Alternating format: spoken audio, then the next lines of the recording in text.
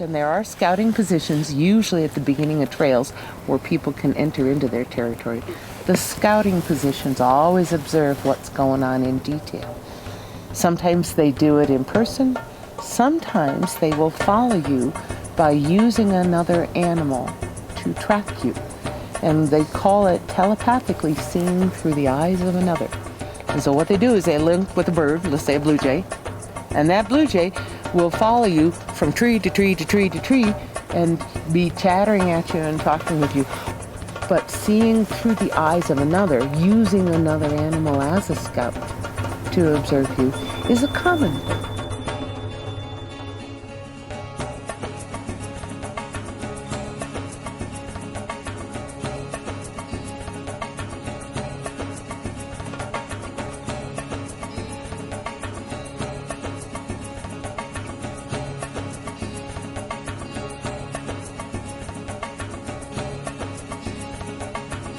If you're walking in the forest and an animal appears mesmerized and is intently watching you, there just might be a Sasquatch in there, looking out.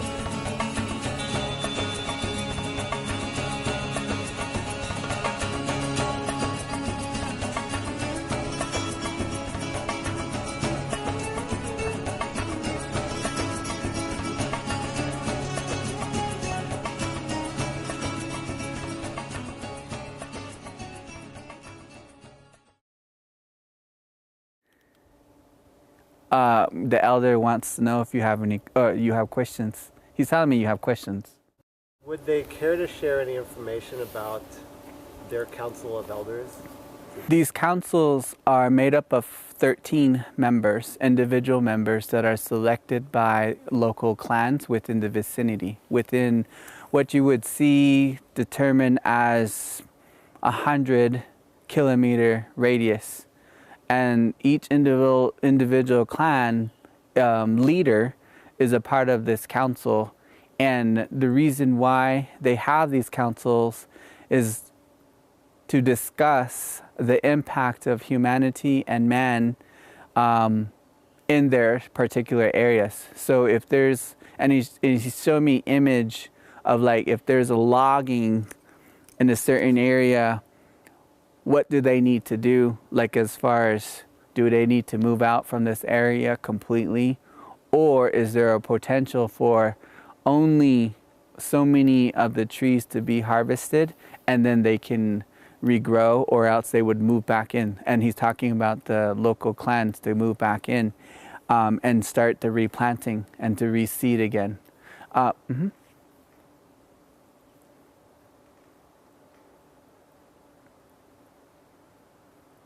These are curious, he's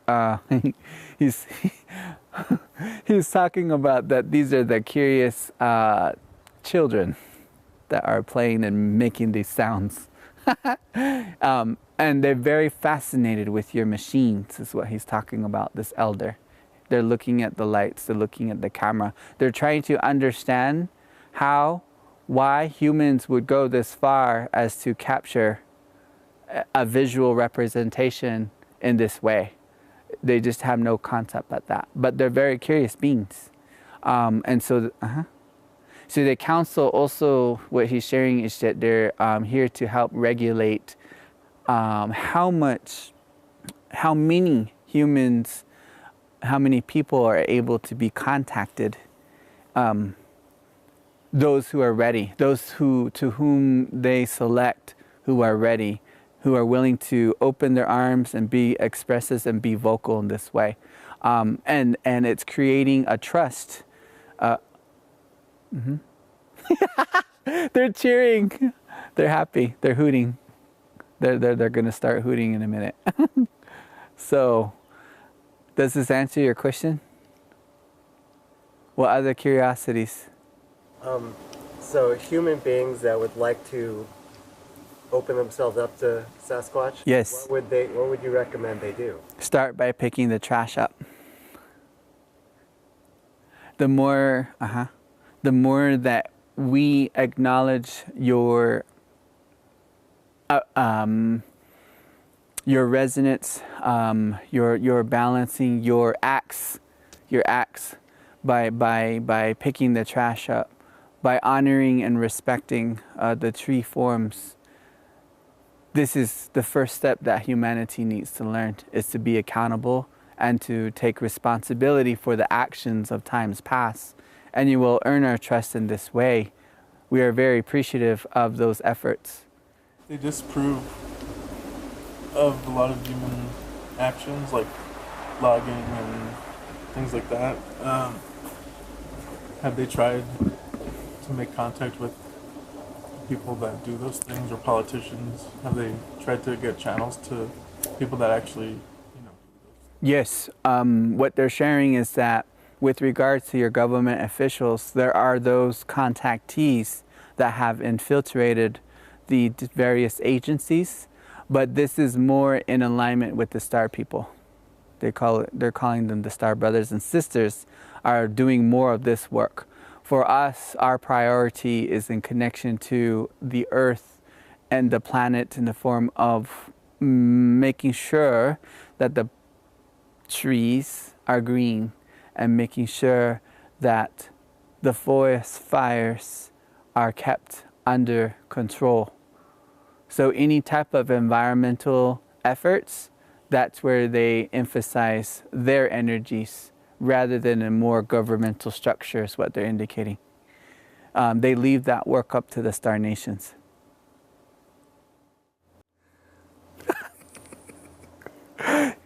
There's a sensation where he's touching my feathers and he's kind of stroking the feathers like this. And then I feel him blowing, almost like I feel a blowing sensation right on the ear area that it's a he. And the reason why I can tell it's a he is that now he's telepathing with me. And it's actually my guide, my Sasquatch guide, Uniak, because when I asked who it is, he sent me image.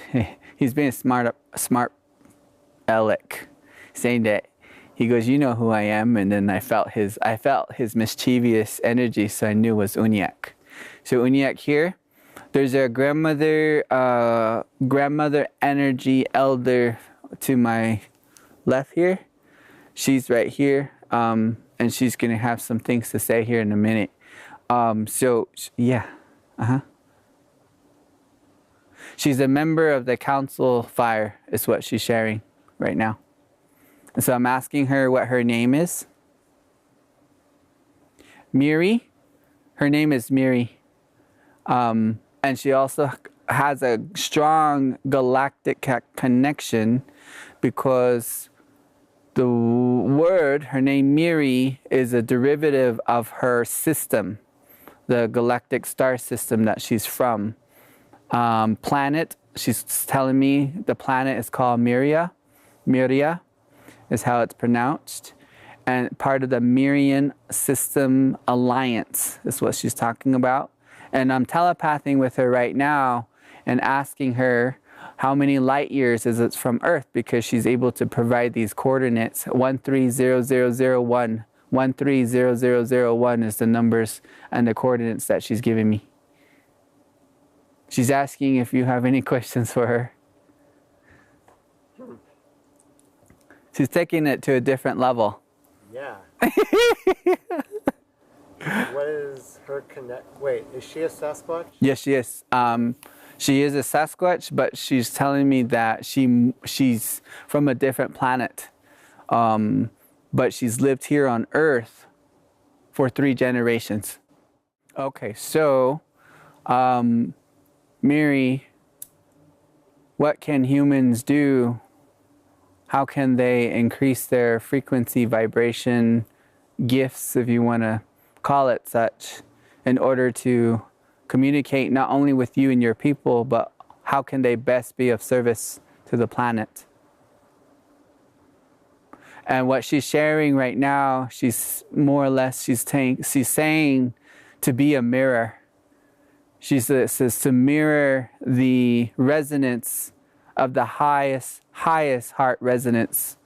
And she's saying that this mirror greatly affects other human forms, other embodiments And what she's saying is the mirror is a representation, and it goes deeper. It's like a deeper understanding to the essence.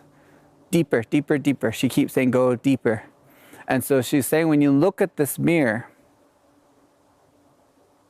you can be of service, is what she says, that we acknowledge this right away. We basically see our reflection in the mirror, and she's telling us you can be of service. Ask how you can be of service. And very simple terms. Simplicity, she's referring to simplicity, such as laughter, such as smiling. Being kind, she's relaying and emphasizing the energy around generosity and being kind. She's also sharing that hugs are a wonderful expression of our gratitude and appreciation for each other. And it symbolizes a union and remembrance of our connection to Source. That's what she's relaying. Singing at its finest is an expression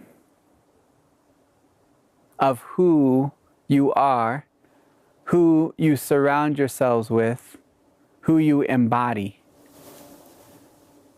The tonality of your voice and words that are spoken and chosen are embraced by all listeners, but the happiness radiates from your internal frequency, is what she's saying. The happiness radiates from the internalization of these patterns that are being mimicked by your voice. And through your voice, the sounds are amplified and carried forward in such a positive way.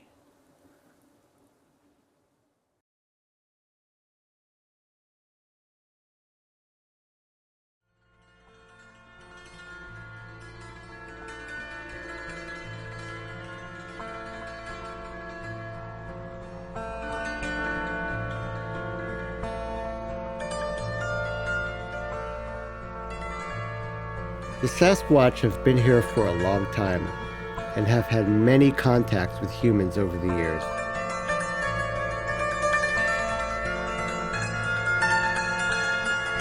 The Sasquatch were in North America when the indigenous tribes were young. They spoke to the shamans, who would hear their telepathic messages and then share these messages with their people.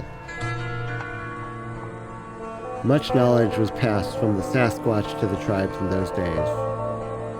Knowledge of plants, healing, and ways to govern with honor were given to them.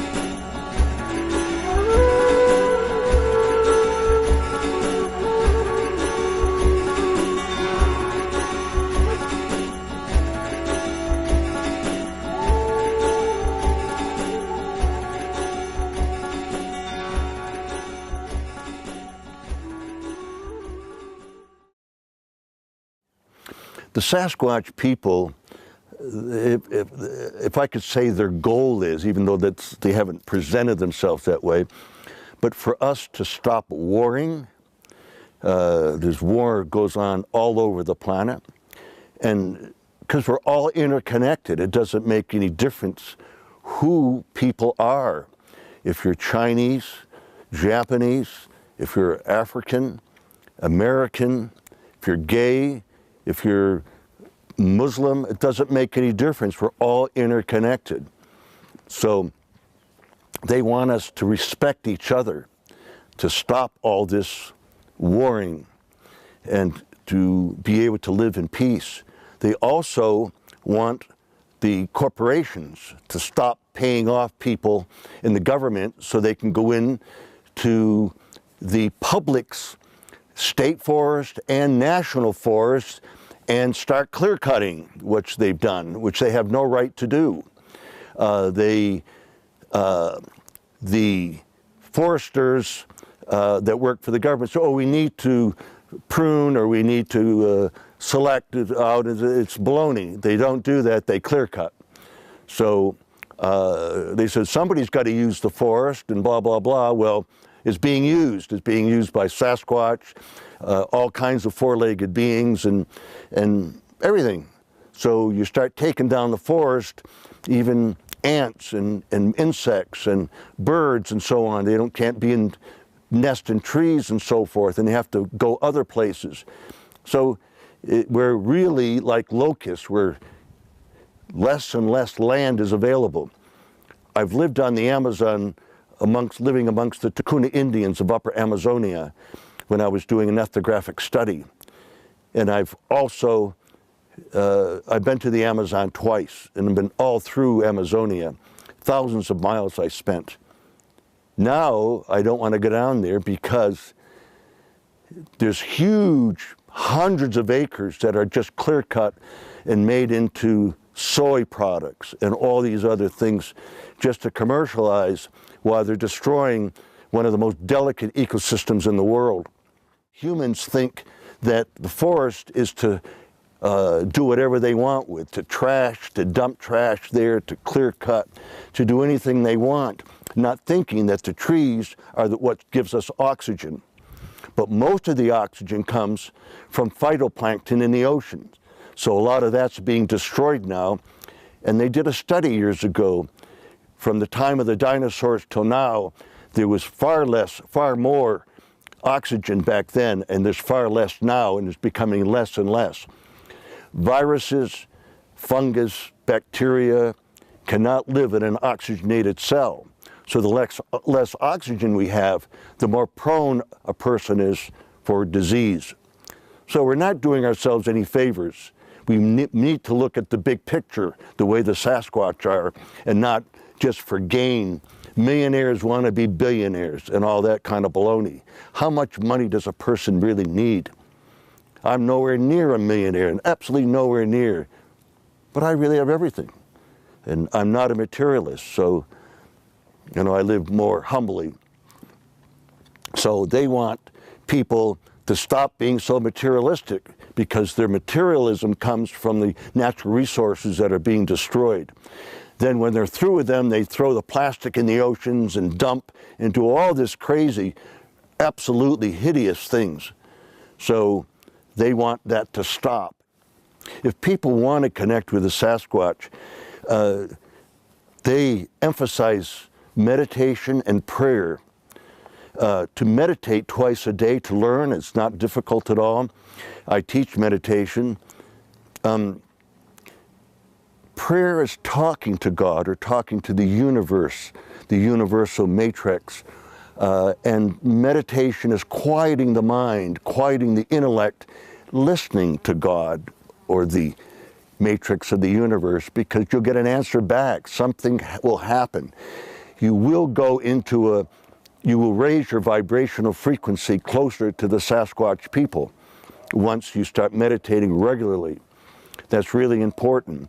Also, they want people to stop being so judgmental, to accept others, whether you're Jewish, Catholic, no matter what, Muslim, just to respect everyone. So it's not happening. It's getting worse rather than better. And this saddens me dearly, because I love planet Earth. I've traveled to over 40 countries. I've lived out of the country for 5 years in my earlier day, and it's a magnificent world, and yet it's being destroyed. And I don't know what to say other than I would recommend that people try to connect with these beings so they can be helped and guided into a better life. So to meditate, to pray, they want us to pray more often for world peace, for the preservation of Mother Earth, and for the healing of the planet on a daily basis. I do twice a day, since it's that important to me. Also, again, they want people to judge other people. They want you to walk in unconditional love. So if you walk in unconditional love, if you see somebody on the street that's a homeless person begging or whatever, you don't say, oh, look, he's dirty, get away from me, kind of thing. If you don't want to give money, at least give them respect. And, I've walked by people and said quietly, God bless him. If that's what I can give him, fine. That's my respect towards him. I don't know him, but he's a fellow human being, and we're interconnected. All is interconnected. And so I say to people, think of what you're doing. Monitor your thinking, which is hard to do, but you can do it. I've done it. And so you don't focus on the negative, focus on the positive. If somebody drives you off the road, don't give them the finger, wave to them, and under your breath say, God bless you, because they need a blessing to neutralize all that anger. So this is the way, this is the path, this is the spiritual way. And you don't have to go to church or do anything other than respect other people, respect the earth, respect the trees, respect other living things. And that's what it's all about. Several times when I was sick, they healed me of pneumonia and even of a brain tumor. If that sounds fantastic, this has been going on for 39 years, so the paranormal has become very, very normal to me. Even for my wife and son, we This is an everyday occurrence sometimes. So we're just fortunate. My wife has seen about 9 ETs, and I've seen 7 different races of ETs. And how and why? Because they're part of the Sasquatch phenomena, and they come and go and visit us, and sometimes make statements or say, "I'm going to follow you in the jet when you're traveling. Make sure everything's okay," and so on. Why would they do this to me and not someone else? Because I represent them. I didn't plan that, but I started to stick up for them and write about them, and of course writing 2 books about them, the Psychic Sasquatch and the UFO Connection, and then the Sasquatch people and their interdimensional connection. So this told the truth of who they really are, and they rewarded me. They were kind to me because of that, and they want to keep me alive because they have honored me by using the word ambassador. However, when I'm lecturing and stuff, I've never really used that word. This is not an ego trip. This is to help the planet, you know, so whatever it takes. I never planned to go public on any of this stuff, so here I am. I am a social scientist with 4 degrees, so I've done a lot of research, plus I have wilderness skills. I'm a master herbalist. So I've interacted with them. They've shared different herbs and different things with me. Both the ETs and the Sasquatch have told me things to help, for me to help heal other people. I'm a health consultant. That's how I make my living. And however, I'm very much involved. I can't be separated. And they told me they could never separate themselves from me or my family, because we're family now, and they'll always be with me. And that's comforting, always knowing if I get lost in the wilderness or got into a bad situation, I would certainly telepath to them immediately. So far, so good.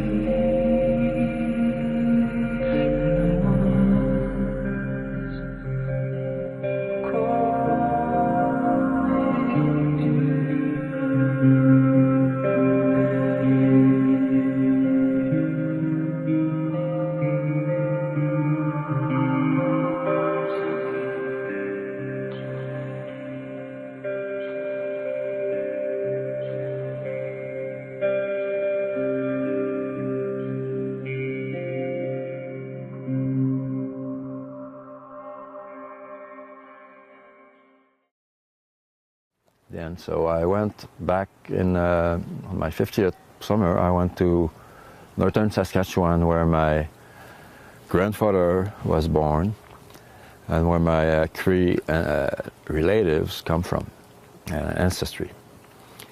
And so I did research, and within a day I found the grave of my great-great-grandfather, who was a Métis leader.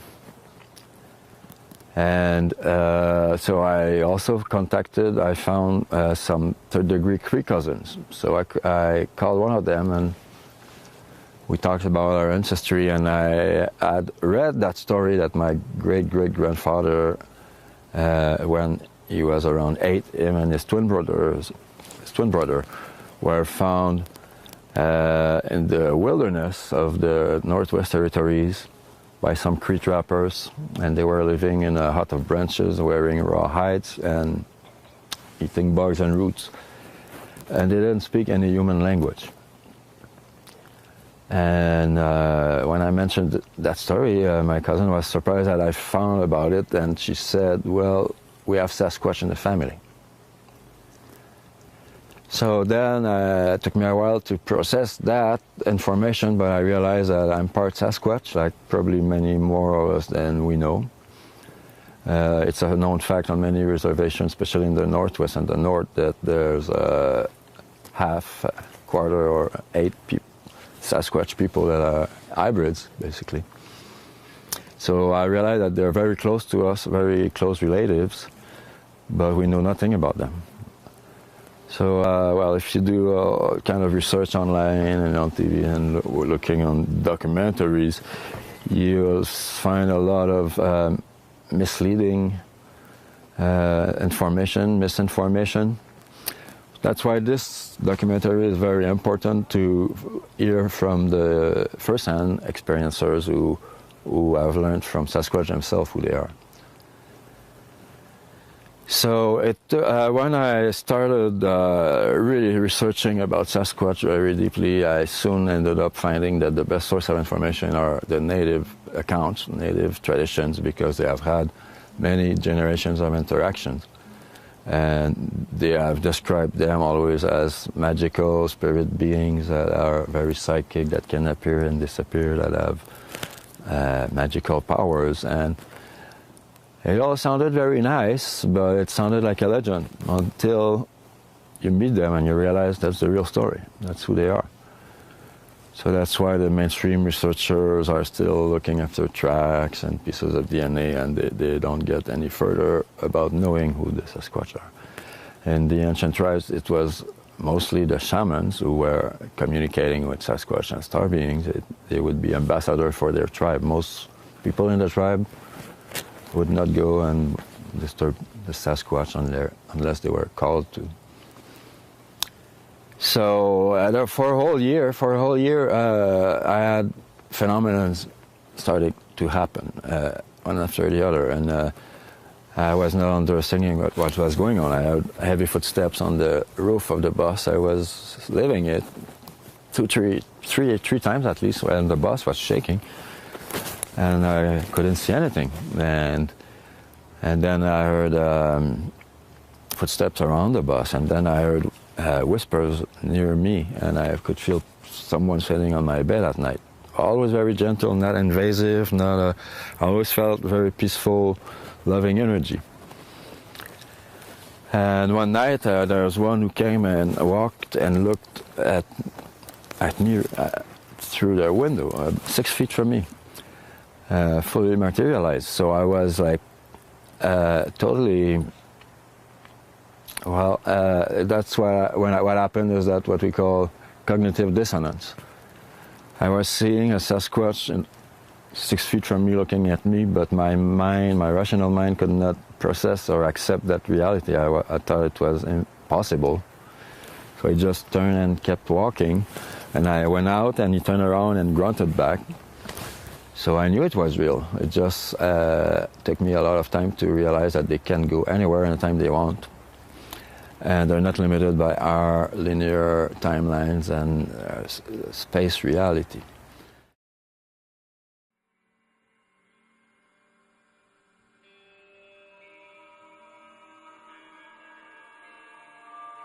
Sasquatch said, "You heard our call and you came. I heard your call and I came. I am an elder seer of my people, sent to meet and teach you. I haven't met any of your people who could talk with us in a few of your generations. Mine and your people used to be close brothers, living side by side in the early ages of your human species, when you could still sit in the council of the star elders. We were your elder brothers, protecting and teaching you. We helped your species to learn, grow, and adapt to this home planet where you were created, on which we had been living since long before your conception.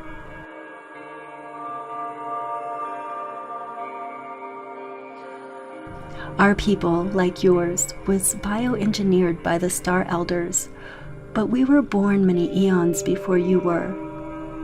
Our conceptors added to their alien genetics the DNA of the most evolved and adapted species of the era, a giant lemur, now long extinct, just like they did to create your species much later, with the DNA of another evolved large primate that you call Anthropopithecus. This is why our genetics and yours are so closely related that our species can interbreed. This is also why your species and ours are the only two having spliced genes in this home planet.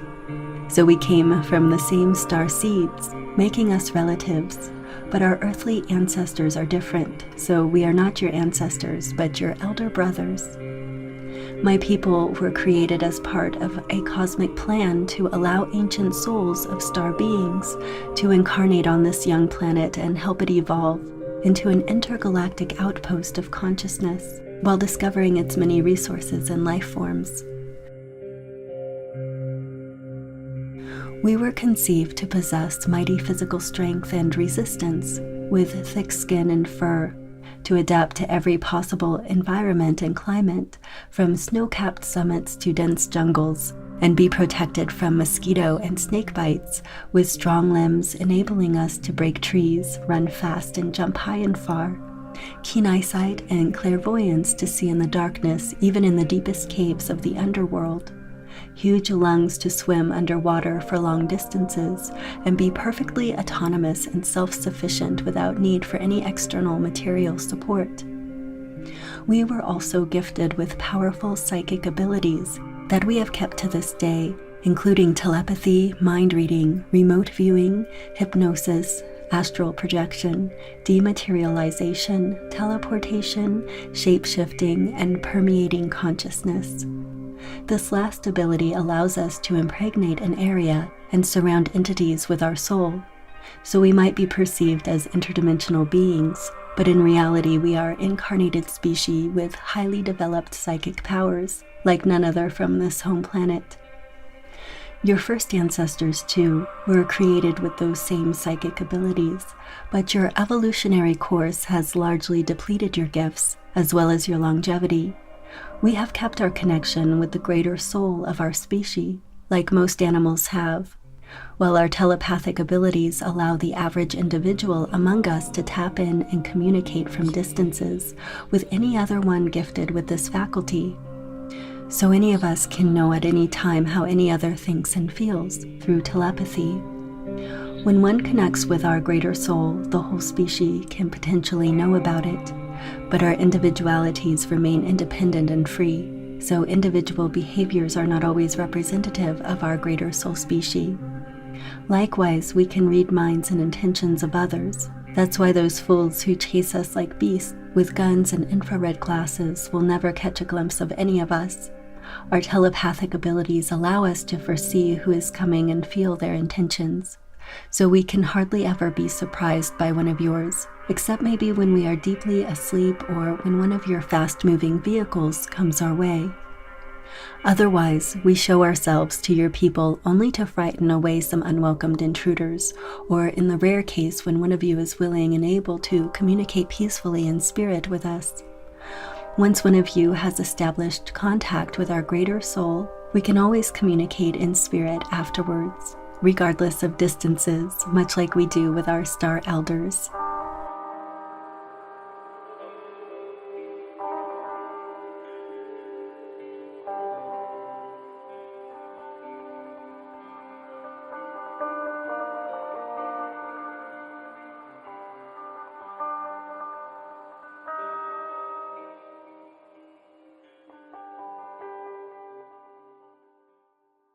We both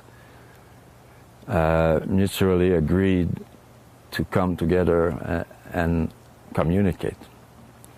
That I was actually finally ready to listen to them.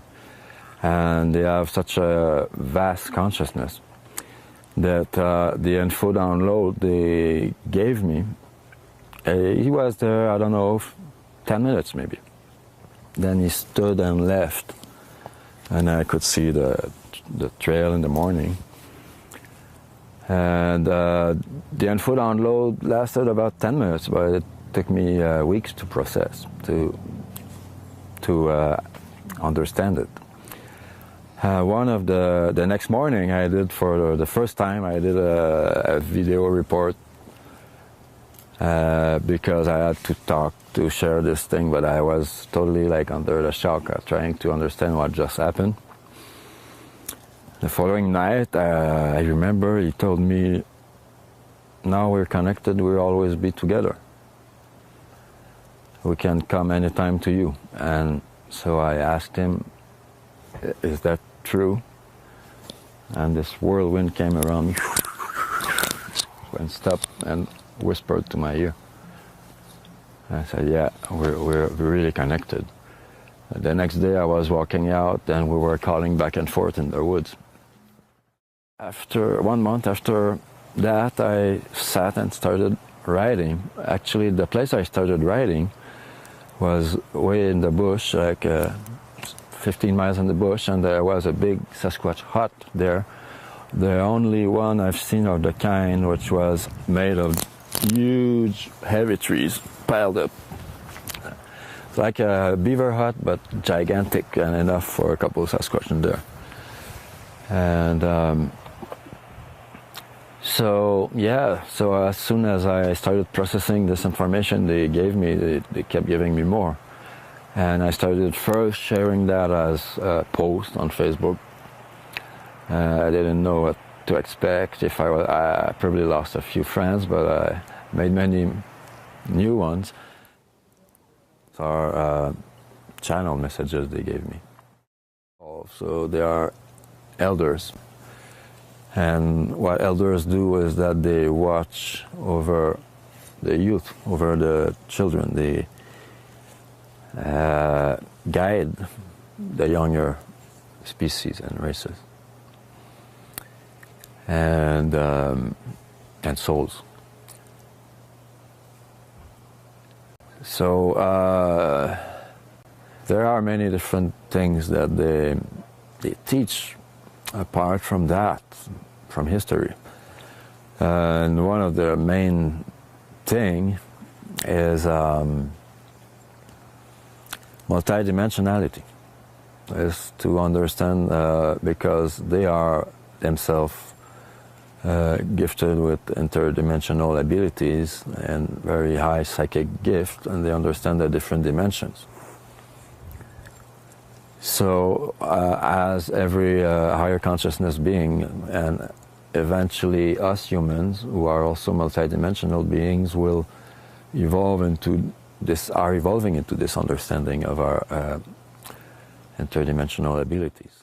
So when we expand our consciousness beyond the physical plane, through our soul, through our memories, through our consciousness, we can have a much better understanding of who we are, of the universe we're part of other interdimensional conscious beings, as well as what's our role and how to work with these dimensions, how to be in harmony with all the planes. And this is part of the great healing that they want to assist us. They cannot do our own healing for ourselves. They can assist us. And this way they provide teaching and signs and give us understanding of discovering our own healing powers and our own ancient star knowledge.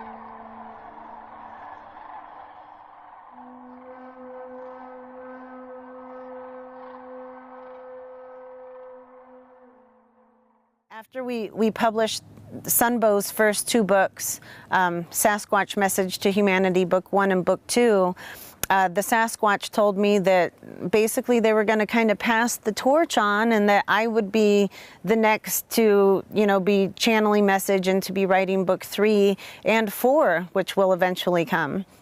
And they told Sunbow the same thing, so that we were and perfect understanding that, okay, this is their wishes and the way that it should be. Explaining also that the first 2 books was more information, more analytical, mental processing kind of information, whereas book 3 and 4 would be a little bit more heartfelt and ways to apply that to our personal life to bring about healing.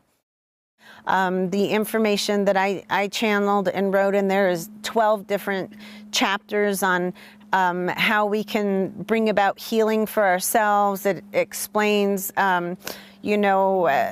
things about ego, how to release different things. It explains many different aspects of quantum physics and mechanics, and a deeper understanding of our own interdimensional nature, so that we can understand that we're not just flesh and blood, and we're not just here for one lifetime and doing the physical things that we need to do, but that we're connected with everyone and everything, and it's time to remember our sovereign selves and why we're here. And then there's additionally, besides myself, Sunbow and Kewaunee also wrote in that book, and then we have 7 other co-authors of people that have channeled messages that are included in that book. So it's all wonderful healing information, so that we can, remember who we are and how to reconnect with that aspect of ourselves. Very little was it somebody speaking to me. Was it a voice that I could hear? Although at times it would come through, especially if my mind couldn't process a certain word or something, then I would get a cue as to, this is the word you should use. But the way it really came in was more like big downloads of information, kind of like I read 100 books at one time. And so it was up to me to disseminate that information into English words, because there's no way that, time and space would allow for me to receive it, in that way. So it comes in like images, it comes in dreams, it comes in, like I said, downloads is the best way to describe it. But it's massive amounts of information at one time. And as I'm writing as it's coming out. I learned to carry a notebook and pen with me everywhere that I went. And so I would start, when a message would come through, I would just start writing it down. So, and now even I look back and I don't remember writing it. I'm kind of amazed, like, oh, I wrote that, and well, really, I kind of didn't. The information came, from elsewhere, from somewhere else. So that's how it comes through for me anyway. And it's also just a very emotional experience, because you're not just receiving it in your mind, you're receiving it in your heart. And so when I put it down on paper, it's releasing that as well. So it's also very healing just to put it down. In the physical form, I've seen them probably about 4 times. It's usually from a distance. When I explained earlier about seeing George in the physical, it was still in my mind's eye. He was not fully physical as I am, but in my mind's eye, I could see that. But there has been other times that I have seen them, like I said, usually in a distance in the woods. But one of the most amazing times actually was in March 2016. And this was after Sunbow had transcribed the first book of the Sasquatch Message to Humanity messages. And I was in the process of publishing that. And we went out, Kewaunee and I went out for a drive, and here in Chewelah, and in the open field, there were no other vehicles around, no people that we could see, and in an open field on somebody's private property, like in front of their home, we could see a tall, dark Sasquatch walking. But he was walking in place. It was almost like he was on a treadmill, taking gigantic steps, but not going anywhere. And he was solid black. He wasn't as tall as some typically are, probably 7.5 feet tall. But we knew what we were looking at, and we looked at each other like, oh my goodness, do you see this too? Is this real? We're both seeing this.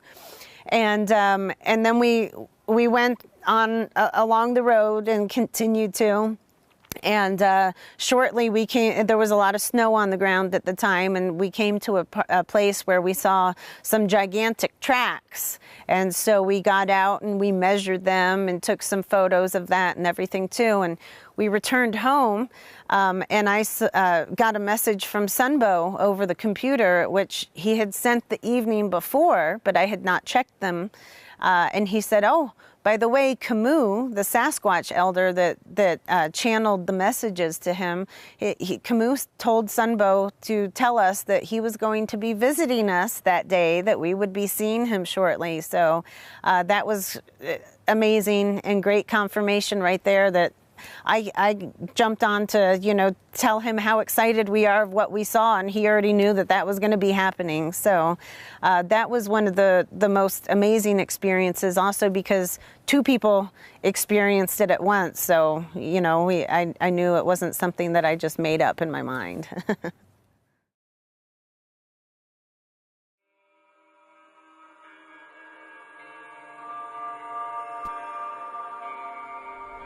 As the strongest and most powerful psychic beings on this home planet, the task of my people was to defend as our younger brothers those of your people who had stayed truthful to the divine law, even from the ones among yours who posed a threat. For that reason, the fallen powers started waging wars of extermination on my people. That has not yet ended to this day, except that it is being done in secret.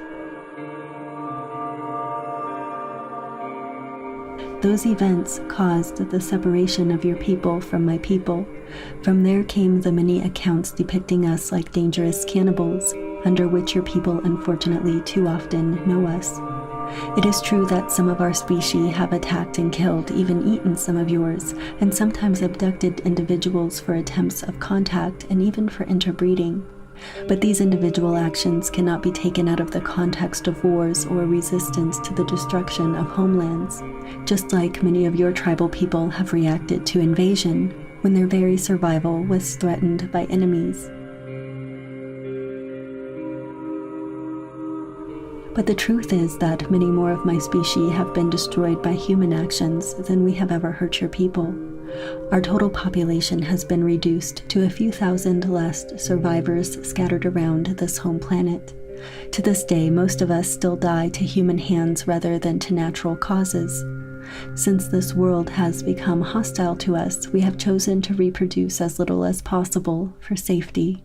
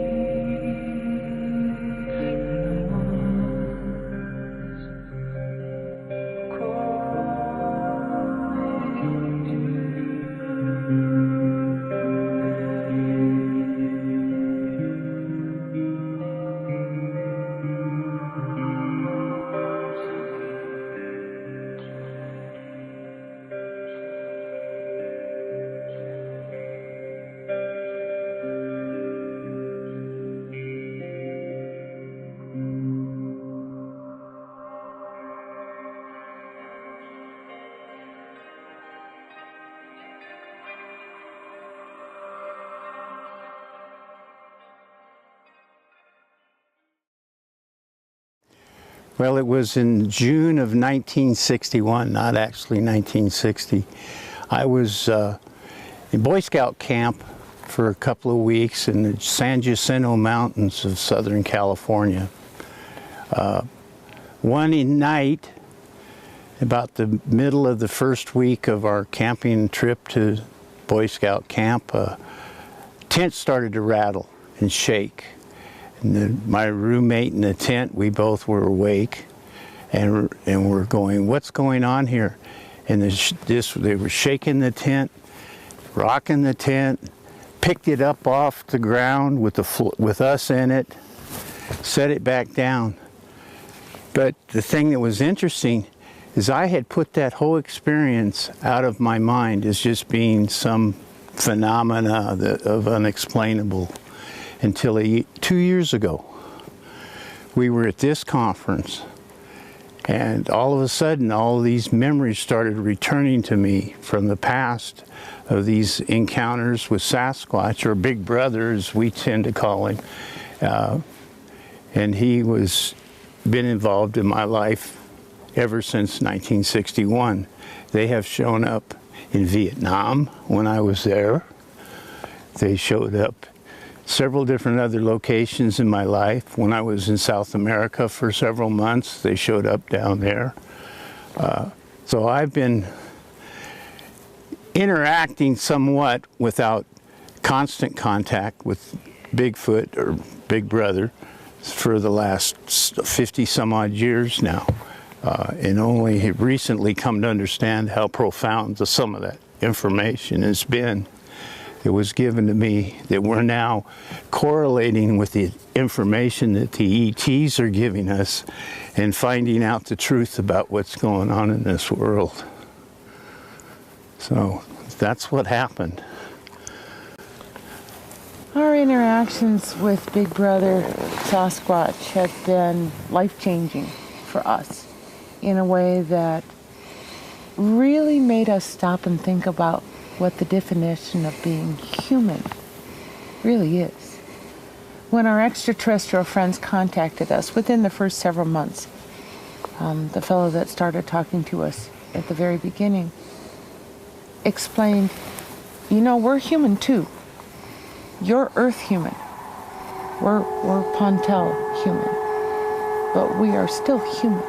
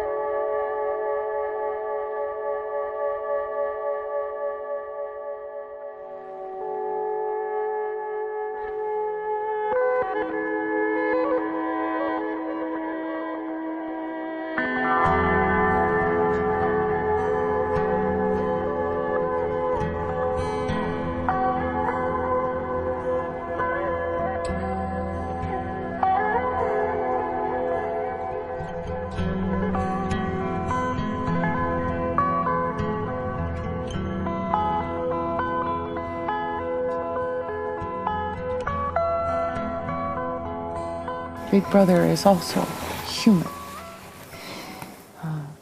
The Ponti translation for the Sasquatch is the mighty ones, or the mighty. The big people that can do big things. The Sasquatch themselves, when they came to us, had names for us. They called us Earth humans, well, a variety of things. The dirty ones. The noisy ones. The messy ones. And sometimes just hairheads. They call themselves, the translation, the best translation I can give you is the beautiful ones, the beautiful people, the heartfelt beauty kind of the spiritual people. Our friends from Pontel, Zeta Reticuli 2 is the star system that they're in, and they tell us their planet is the 5th planet. But our friends from Pontel explained to us something that we didn't understand or didn't know about. And what they were talking about is something they refer to as advanced civilization levels, or ACL, we've abbreviated it. And out there in the galaxy, there are all kinds of civilizations at all kinds of civilization levels. But a civilization reaches advanced civilization level 0 when they first begin to consciously provide clean water, food, shelter, and care or medicine for all of their people. When they get there, then they're up to 0, and then they can progress from there. Everyone out there exploring the galaxy is already at ACL 0 or above, all right? We're not there yet. We as Earth humans, we do not provide food, clean water, shelter, medicine, or care for all of our people. We just don't. The Sasquatch do. The Sasquatch nations make sure that their people are taken care of, and they are considered. Even though they don't have the use of the technology, they choose to not have the technology. They choose on purpose to live simply. They choose to continue to maintain their role as the stewards of our forests on purpose. And they're at a higher advanced civilization level than we are, even though they're not building things that, are computer driven or trying to build ships that leave the orbit. They still explore the galaxy with other nations, other star nations. But they like it simple. They keep it simple because caring for each other makes them happy. Caring for our forests and living simply makes them happy. That's their goal, is just to live in a balanced, happy, simple manner. And that's what they do. They have a wonderful sense of humor. Yeah, for sure. They explain to us a little bit in the concept of understanding what the Sasquatch use the term as their ability to step across, or sometimes we hear them say step between. When they cross whatever you want to refer to as the barrier between their dimension or their unseen ability world and our world. That step across or step between, sometimes they on purpose try and just really, really give other Sasquatch researchers a hard time. And all of our Sasquatch researcher friends have talked about tracks in the middle of nowhere. Tracks in the middle of snow in a circle that's 30 feet across. There's no tracks leading up. There's no tracks leading away. How does a single track get in the middle of nowhere? They stick their foot out. It's real simple. You walk up to a spot in their dimension. You step across or step between and put a foot in our dimension, put a single track down, pick your foot back up, walk back In a dimensional in their state. dimension, and then stand at the edge of the woods And watching laugh. all of the Sasquatch researchers looking at this track, pointing at it, laughing their heads off. They do it on purpose. They will, on purpose, take a pebble or a stone and toss it at you and see if you pay attention. It's not meant to hurt you. They have very good aims. If they wanted to hurt you and put out your eye, they would, but they don't. They're just trying to toss a pebble or a stick and get your attention. Play the game back. Take a pebble. Say, I saw you. I saw you do that. Great. Hey, hi. My name is so-and-so. Introduce yourself. And then take a pebble and toss one back to them. Keep the game going. They're looking for the interaction. They love children. They love to watch children play. They love the joy. They love the exuberance. But they love the emotional honesty more than anything else. And children just say what they think. And so do the Sasquatch.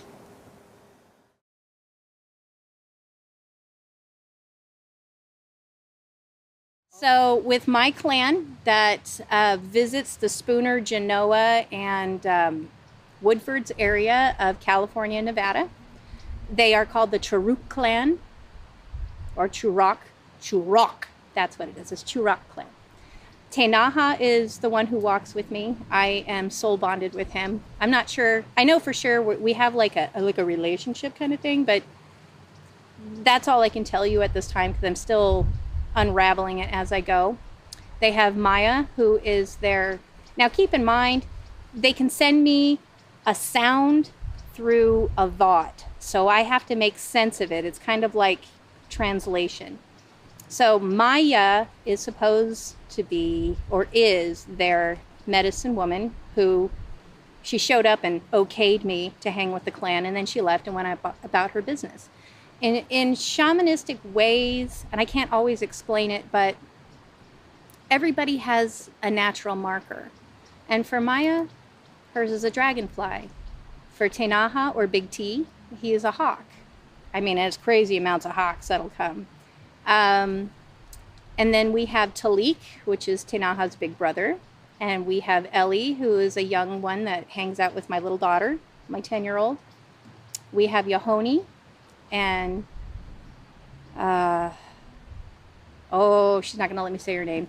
Anyway, we have the ladies, and we have their babies, and that is how a clan, at least as I understand it, is. They don't live together. They don't come together for protection. They have their own little areas that they live in, and they telepath to each other when they're nearby. As far as I can tell, the structures are to mark where some of the best places are for gathering and for eating, for finding things. They'll mark waterways where some of the best clams are, or mussels, or wherever. I don't always know. I'm always open for what people think, because I have the eyes for catching the structures, and wherever I see them, I just know that I'm safe. So on to my daughter, Ember. She is definitely a little shamanista. She's going to do great with all of this. I'm going to make sure she doesn't lose this sight like so many of us have, because the world can just grind you down to where you lose hope in anything that's good. And at least the Sasquatch people that I know, they're great, they're wonderful, they're protective, and they're discerning, and they teach me a lot about discernment, and it's absolutely necessary. But Ember is better than me. She can understand the elders, and she knows who they come with, and she knows how many children hang with us. My name is Whitestone Mother. My daughter's name is White Feather, or Shining Feather, sorry. It was given to her from our medicine man. And his name is Walks with Old Ones. He did come to visit us this year, and we got to take him to Hope Valley, California, where he got to see some great structures and a great place at another gathering place. And so my experiences are always developing, and we talk with them daily, nightly, whenever. They're just always around. There are people. I would love to say that I'm much more connected to them, and I really would love to go hang with them, but my job is to be the intermediary, and that's what I'm doing. So I was fortunate to get a couple of chapters in the Sasquatch Message to Humanity, Book 3. And thank you to Bo and Kelly and everybody, and Kewaunee, for adding to that book. It's a great publication.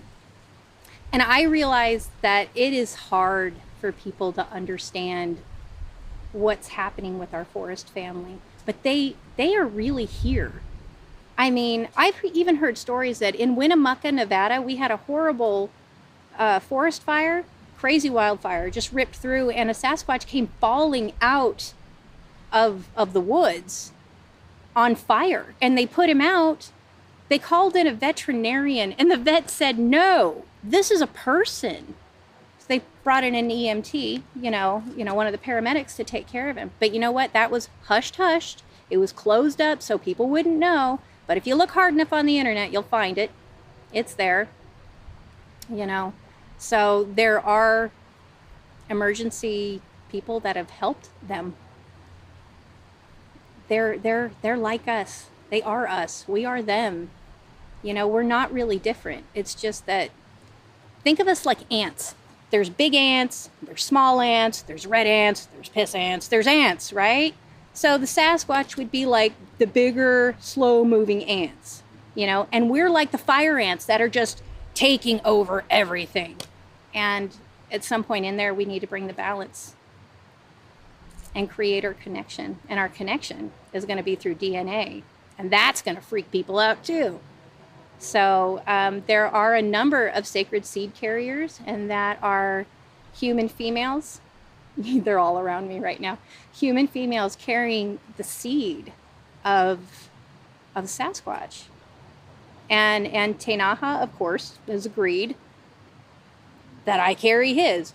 I don't know how this works. There's other people that are a part of reproduction programs, and this also goes with Star Nations. So I know I've carried some for Star Nations, and I know I've carried some for Sasquatch. I think a lot of it is kept from me because I have an anxiety disorder, and I need to keep in my lane in my waking hours. But I think mostly we do a lot of stuff at night.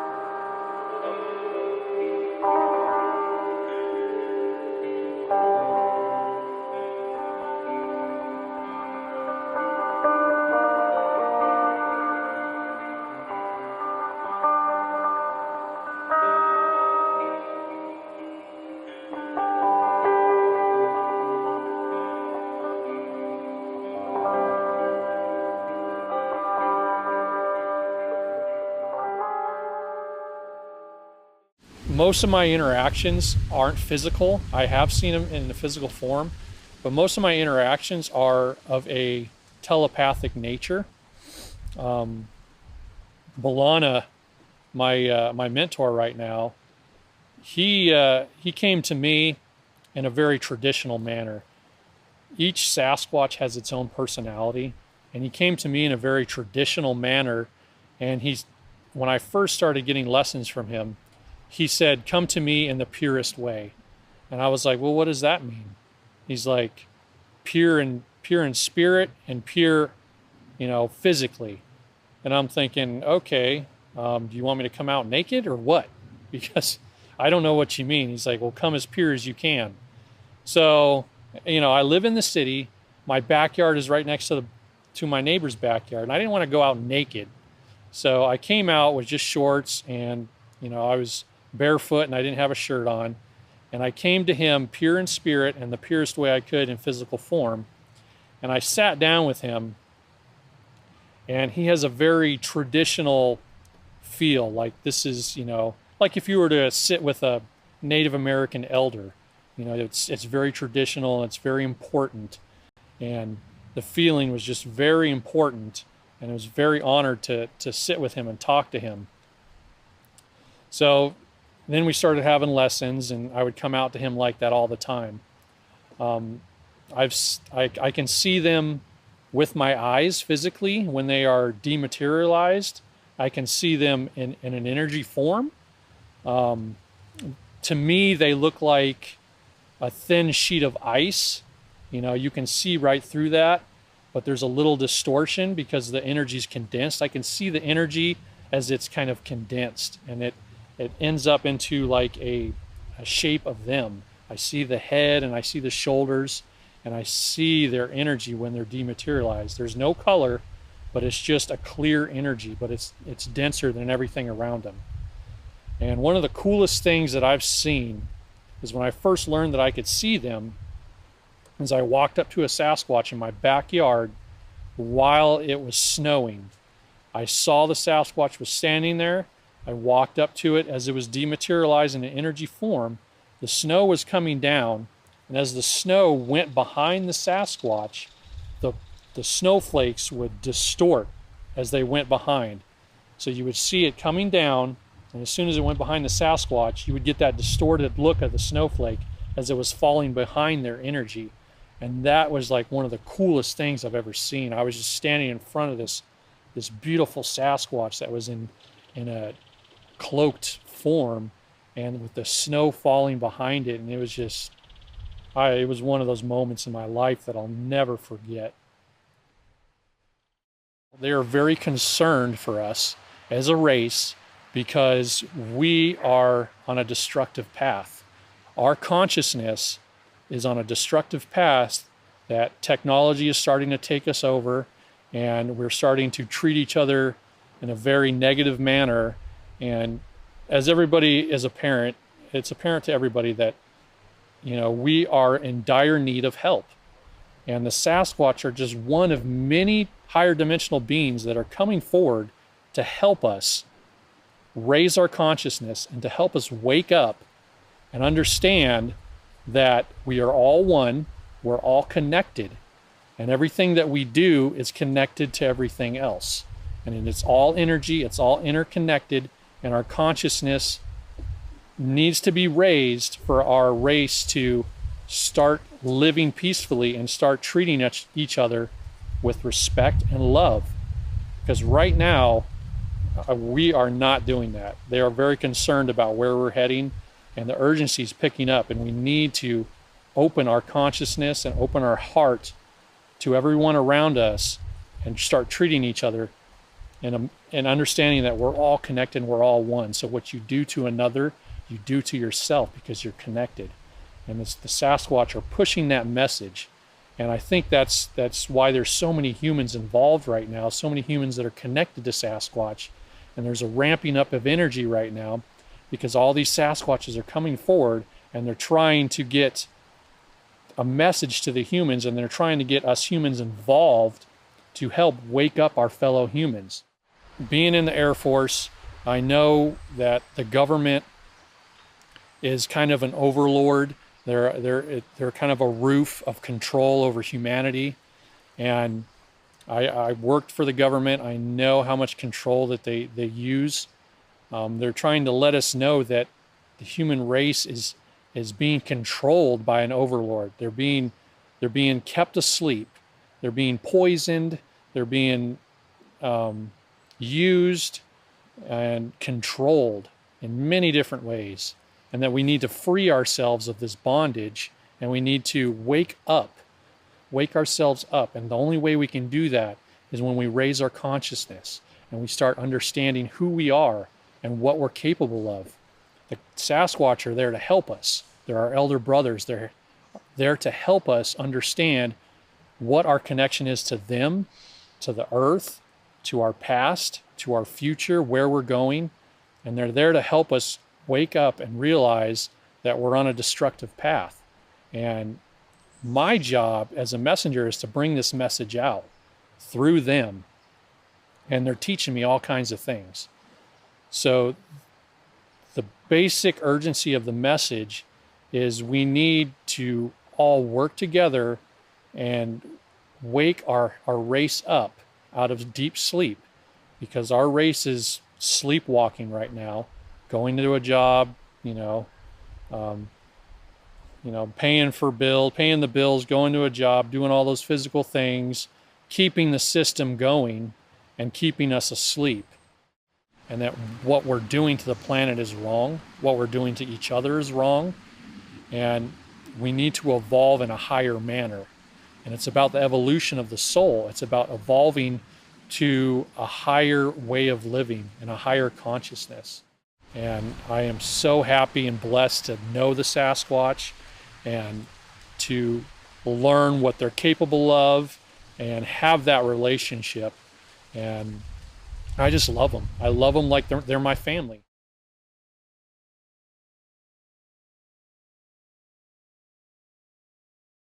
It's the most loving, amazing feeling you can think of. It's like I'll tell you a story of how it really amped up for me. I had a connection with a female called Rajase. And she has a very sweet floral perfume, so I know when she's around, like she's got a nice floral scent of like a flower. And one day I was walking in the woods with some other friends, and I smelt that scent like overpowering. It was absolutely overpowering. It was burning my eyes and my nose and my throat and everything. It was like, wow. And the other guys didn't really smell it, because they can do stuff like that. You can hear like a huge loud crash and stuff, but other people there won't even experience it. So anyway, I'm returning from a hike one day, and I heard some rustling in the bush, and I knew it was her. And then all of a sudden, I got hit up with this. I called it at the time the love zap, because to me it felt like universal energy. It was so strong, and it was so loving, and a deeper kind of love than I've ever experienced as a human before, that I felt like it was like the God energy, or like a universal energy.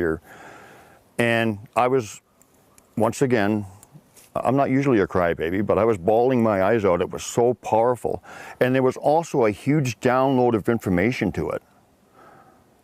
And it was, I'm an eternal being. We're all one.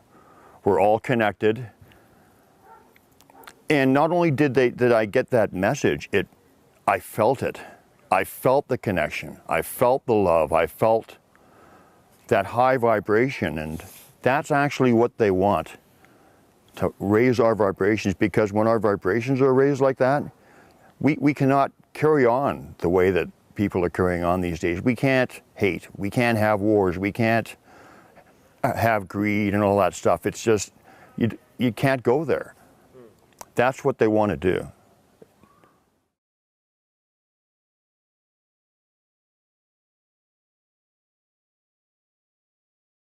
And we start out wounded. Right out the bat, you come through the birth canal, smack on the butt, and just right there, drama.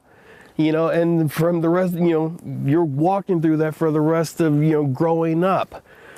Oh, Lord. Family members, parents, siblings, other loved ones, romantic partners, all these people are the catalysts. It's kind of like a Shakespearean play, if you will. These are the individuals that are helping fulfill the role, for your part of the movie. Oh my goodness, the life journey. So there are those that show up to be the catalyst for you, and that will drive you. And there are those that will lovingly support you to say you're not crazy, and that you're not alone. We're in a place where there are a lot of people that have experiences like us, that they tend to be the black sheep of the family. They tend to stick out like a sore thumb. They tend to be very highly sensitive, or empathic, if you will. And they're channels, they're mediums, they're feeling that, and they come through. So these individuals that have, shared with us that we're ambassadors to them are now sharing with us the beautiful gifts to be able to help others to reconnect. We're spiritual beings, eternal souls are having a human experience. Here we are, the eternal souls, so that, we've been around forever. And we're human life is what? Blink of an eye. We're here for a moment. It's kind of like school or vacation. It can be the best or worst of however you choose to, acknowledge it. When you come from the heart, it's incredibly healing, but there's a lot of pain that comes with that. So a lot of people like to block it off, close it off. They don't want to deal with it. And someone that comes along that mirrors to them, that, boy, they have a moment. So these highly empathic, sensitive individuals that are mirroring back, people are wondering, what the heck is going on? Why am I so sensitive?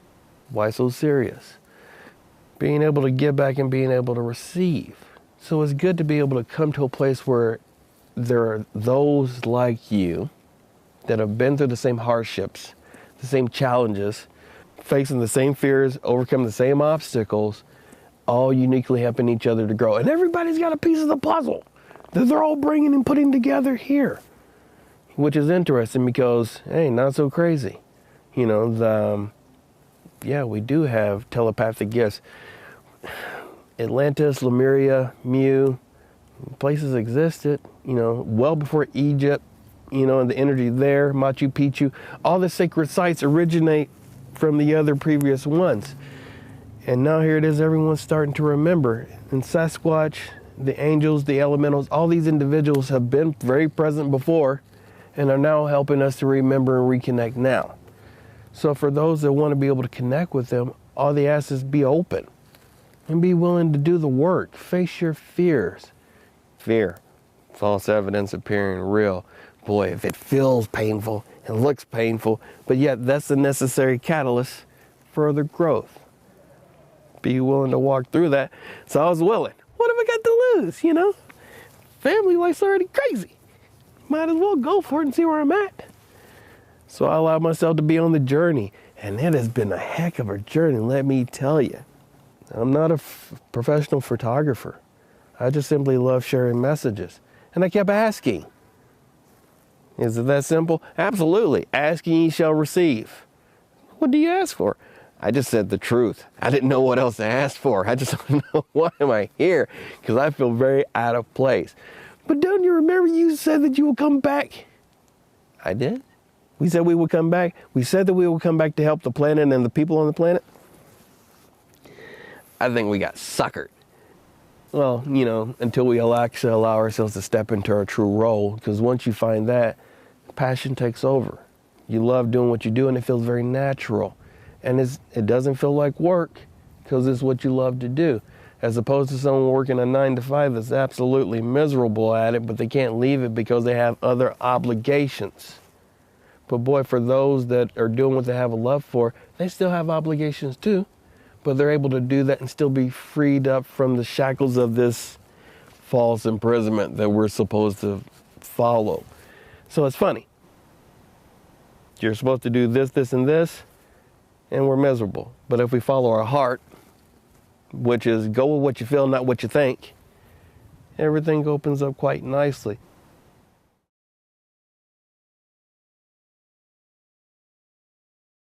There are many, many incidents that have been reported by the Zuni people to me, and perhaps one of the most funniest one is about 3 years ago that one of the kids, a bunch of kids went down hunting south of there.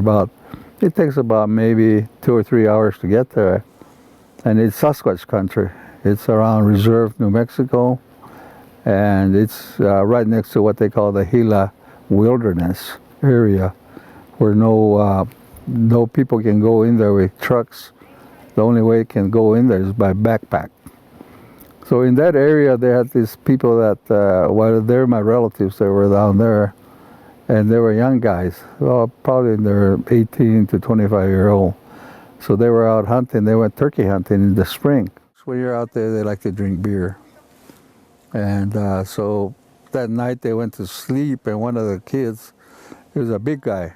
He went out there, he had to go to the bathroom, and so get out the tent. And then he was going to scare his partners that were in the tent. So he let out a big burp, and thinking that he would wake his friends up, but he didn't wake up his friends, and then somewhere nearby a Bigfoot answered him with the biggest roar, and so that shook up the kids in the tent, his friends and his cousins. So they say, what was that? And then the second one came, and it was a big roar, and you could start hearing crashing. I think it was above their camp. So rather than trying to figure out what it is, they got all scared and they just panicked. They threw everything in their trucks, and they went back home. They come in the morning, about 7 o'clock in the morning, and this big kid's dad says, "Why are you guys back here so early?" And this was about 7 o'clock, and they said, we got approached by Bigfoot, and we didn't want to be messed around, so we just threw our tents and our equipment, and we just drove back. So that was kind of the funny part of it. The Bigfoot will come about, and then right behind it would be the UFO, in my experience. So that's basically what we go through. We have history of it in all our teachings, our rituals, and especially the medicine side. I covered a lot of it yesterday in my presentation, that we use we ask for their spiritual power when we cure our people.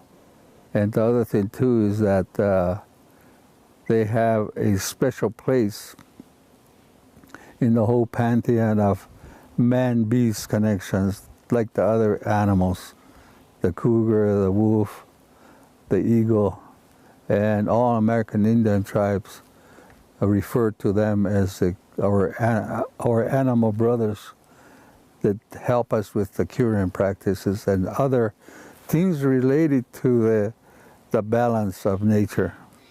So basically what's going on right now is that there's a lot of things that are happening as far as the environment is concerned. So that's why we have a lot of concern among our Indian communities. And we try to tell them, but it's not happening. So that's basically what we are going through. Have you communicated with Sasquatch telepathically? I have never gotten to that point yet. I got into the orders at such a late age. I spent a lot of my earlier years, I'm a professional engineer, so I did not concentrate on that type of activities until I basically retired. So that there's a lot of people, most of my medicine brothers, they deal with them, not only telepathically but directly. They go to they go and meet with them, and we also ask them for certain powers, if you want to call it that. And we do it by prayer. We do it by like I have a prayer sticks that I made for Sasquatch people to give them the blessings and ask them for their guidance and also their power, spiritual power, to continue to help us with the evolution of the earth and also with the curing of the people and all the things of the land. Do the Sasquatch give powers to your medicine brothers and sisters? Yes. We also have songs for them, requesting it. And it's a very, the protocol is pretty well known by all of us, and also the practices of blessing them for their help. We have rituals for that. So we're all like connected to all the different, like the star people, the Sasquatch people, and other people, not only on the land but also in the air, and also in the oceans. And we also talk to our people, or our God system inside the earth. A lot of people, especially the scientific community, and a lot of theories say that the interior of the earth is molten iron and other minerals. We do not believe that, because we also get the messages from inside the earth, and this is where the Sasquatch people are directly connected with them also. So it's also a balance that we have to do. When you look at the whole universal system, not only are they connected with the star people, on the surface people, and the interior of the earth people, and also the etheric beings that you cannot see. And so there's multiple dimensions that they go through. If you look at some of the stories, Bigfoot would be walking on the snow and all of a sudden the tracks disappear. Or they're following Bigfoot and all of a sudden he just completely disappears. And then in the environment like this one here, they really know how to blend into the background. You can stand there looking at it all day, and he'll be right there in front of you. You can see them. But with modern technology, with the digital camera, that's becoming more exposure of them. And not only that, but also the orbs, and also other etheric beings that now you can capture with digital technology cameras. As a American Indian person that knows the background of these things, is that they're continuously bothering their, not only their environment, but their way of life, so to speak. There's many groups that are out there trying to take pictures, and the extreme groups are the ones that arm themselves with modern weaponry, and they're trying to shoot them down. For what reason, I don't know. I think one of the things that I don't know yet, I haven't really researched it, but I know that there's a law about shooting extraterrestrials.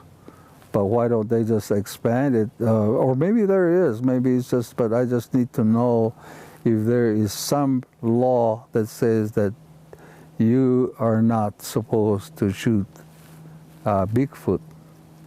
And if that's the case, they're making films of these people that are going out there trying to capture them, making cages, and they actually go out there and weaponize them with advanced weapons, including electronic gadgetry, to bother them and then try to kill them.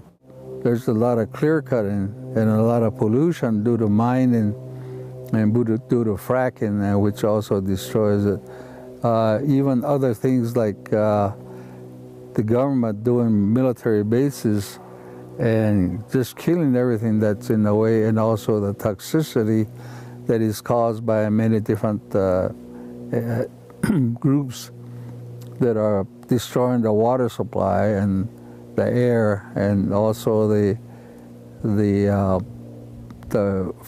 plant population that is being destroyed by, especially like stuff that is thrown out in the air that settles.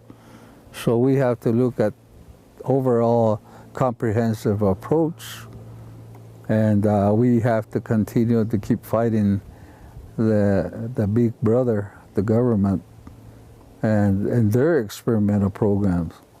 And for those that are intent on killing Bigfoot just so they can have a trophy or put themselves in Facebook, I think that should just be taken out away from that in the media, and also proceed with a law that make it strict.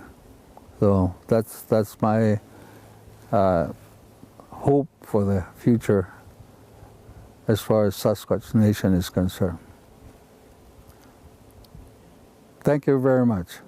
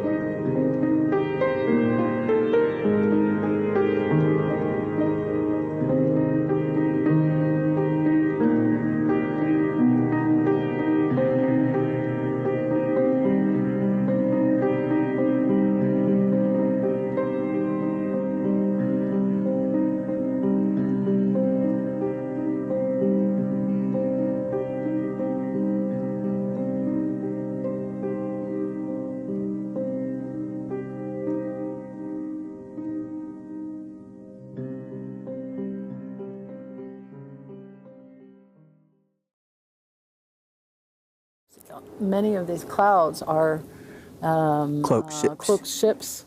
They're just watching. There's hundreds of starships, not just Sasquatch. All the star nations are watching us when we get together like this, because we're activating each other. They're curious because this has never been done before as a collective.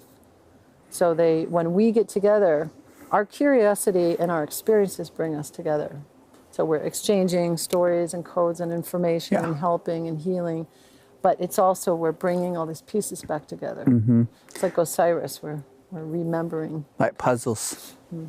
And what Sasquatch sharing with me now, they're saying it's not just us humans, you know, because we always say, oh, star family, I meet you, oh, hey, where you been?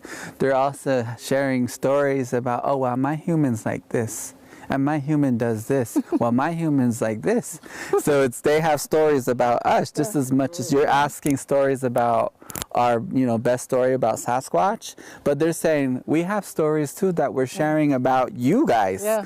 They're like, because like Chikara is saying, it's all these different tribes, that we've been working with in our own home area.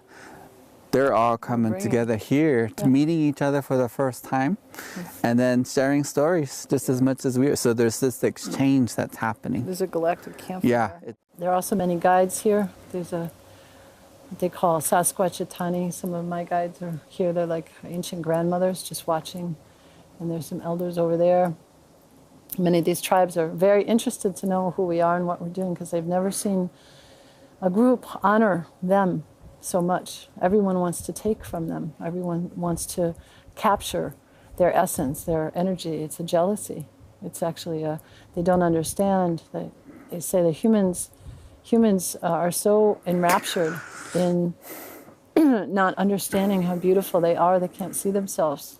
It's like a toxin. It's a wrapper that they can't see how beautiful they are, and so they're jealous and they want to take this energy, but they said there's nothing to take. It just is. It just is everywhere. So it's a star being understanding. We're not star seeds, we're star beings.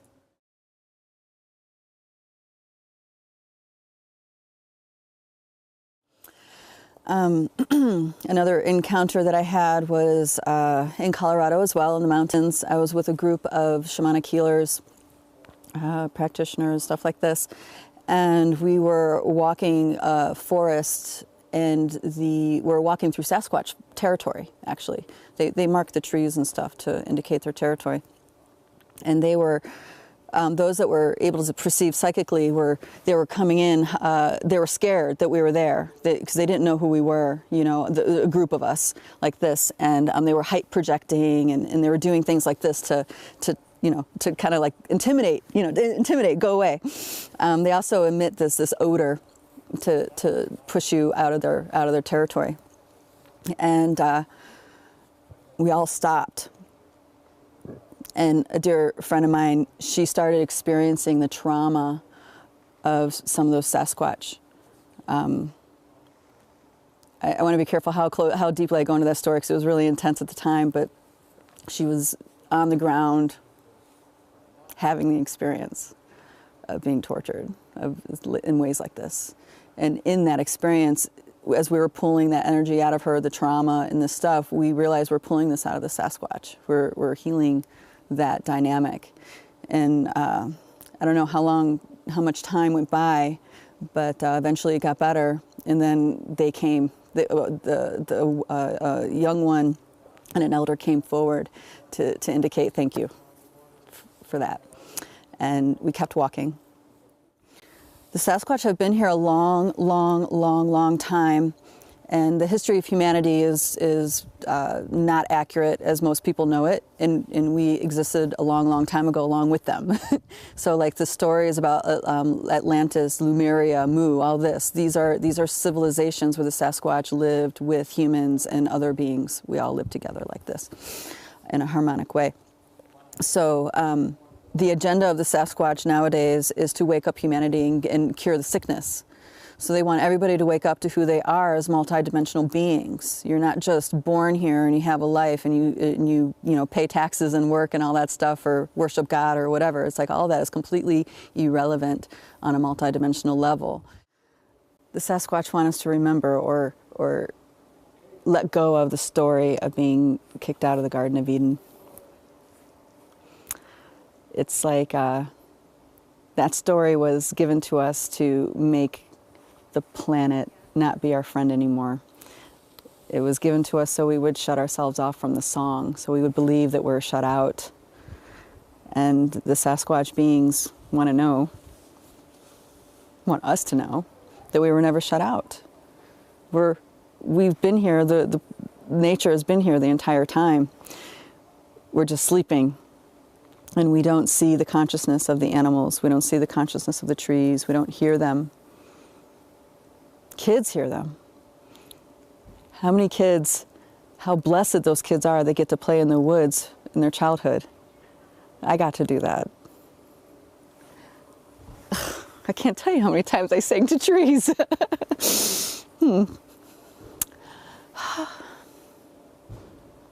It's like they miss us. Why have things been allowed to get to the point where they are, like for all these last few thousand years, and then why suddenly are people coming forward with their connections and trying to fix things? Like, why were things allowed to get so bad? My answer is not going to be a very popular one. Things aren't as bad as we think. I mean, it's painful. There's awful things happening like this. I don't want to dismiss anybody's pain and suffering because it's great. It's great. But I'm trying to formulate the simple way to say this. We needed to experience what we needed to experience in order to unravel a cosmic drama, a galactic drama.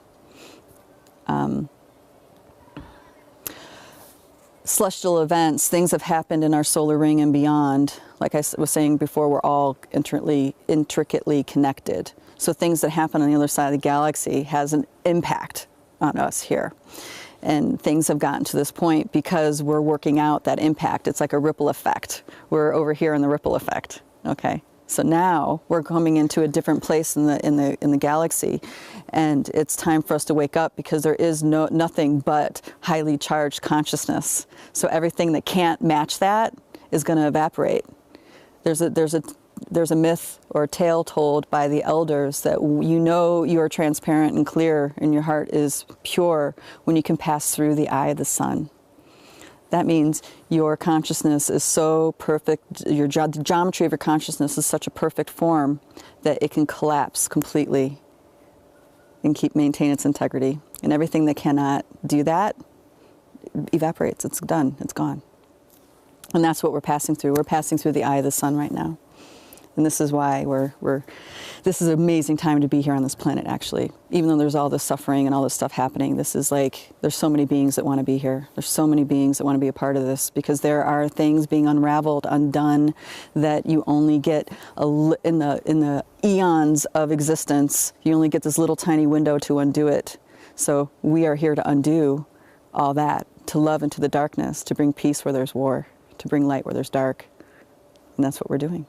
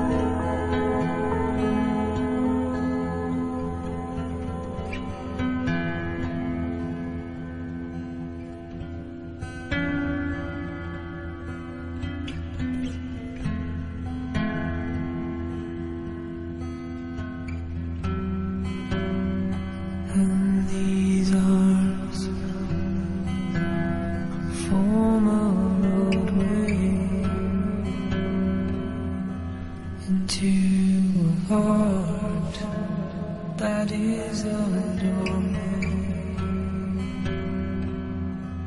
into the place we have been searching for.